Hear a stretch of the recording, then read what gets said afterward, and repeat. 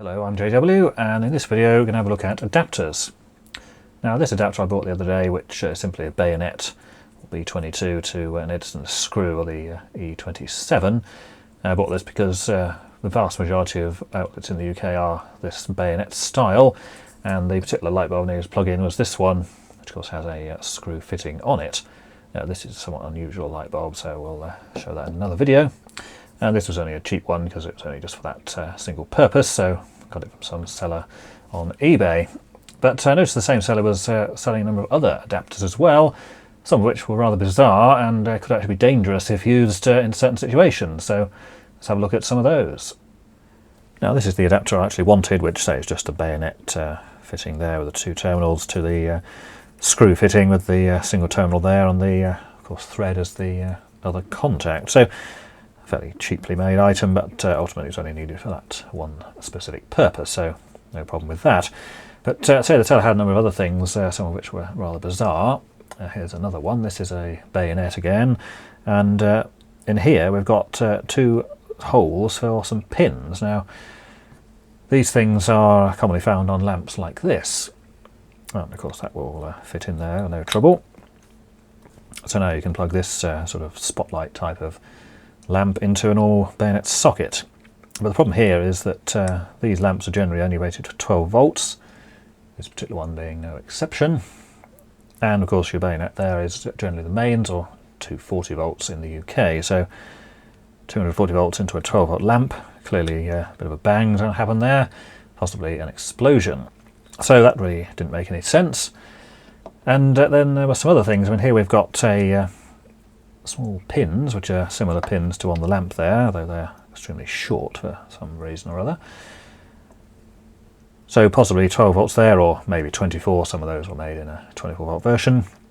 And in here you can install a GU10, which is one of these. So that just goes in there, twists in place. But again, the problem here is that this is generally 12 volts. GU10 lamps are mains rated, or in this case 240. So in that case it's not going to work, because 12 volts into a 240 volt device will do nothing. Then we have things like this one, which is that GU10 cap again, and it looks like just the top of the lamp that we had there. And on the back, yeah, once again those small pins. So you can put this in here and then plug it into a GU10 outlet, and the same again, 240 volts into a 12 volt device. So no.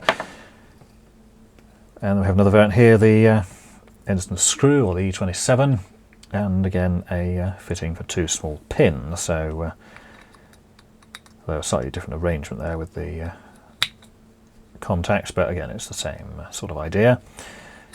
These can of course take a variety of other spacings. Those just happen to be one of the spacings that would fit in there. Several others would no doubt fit as well, but again it seems a fairly pointless piece of equipment. And then we have this thing, bayonet end, and this end is a 2-pin, I think there's a GX24s or something, typically used for compact fluorescent lamps. Now those types of lamps generally do work on the mains voltage, so not a problem there, but unfortunately this is just a straight through connection, and these lamps are requiring a ballast to limit the current through them. So if you put a lamp in there and plug it in there, it would light up very quickly, but not very long, because after a certain number of seconds the thing will be destroyed, as far too much current would flow through there. And again, this has 3 holes here, though the lamps only have 1 pin on each side. They're all common together. This is what the base of the lamp would normally look like.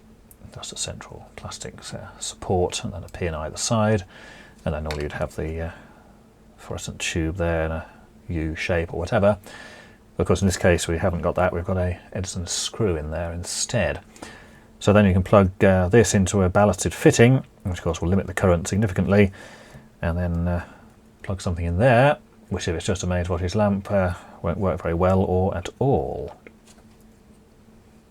So a fairly, at first glance, pointless and in some cases dangerous set of equipment to convert from one fixture to another. However, of course there is a purpose for these, and it seems that the purpose is to do with these. Now this is an LED lamp here. It's one of these chip on board varieties where you've got all the little individual elements stuck down there. directly onto a substrate rather than individually manufactured. And this has a sort of a lens on the front there, so you see the magnification effect there. This outer thing is possibly metal, although it feels more like plastic actually. But now again, this is normally a 12 volt connection, but in this case you'll see there that it rather clearly states 220 to 240 volts. So this does actually work on 240, it turns on at about 100 volts, and if you put the 240 in, then it's well, reasonably bright. I wouldn't say it was a wonderful example of the technology.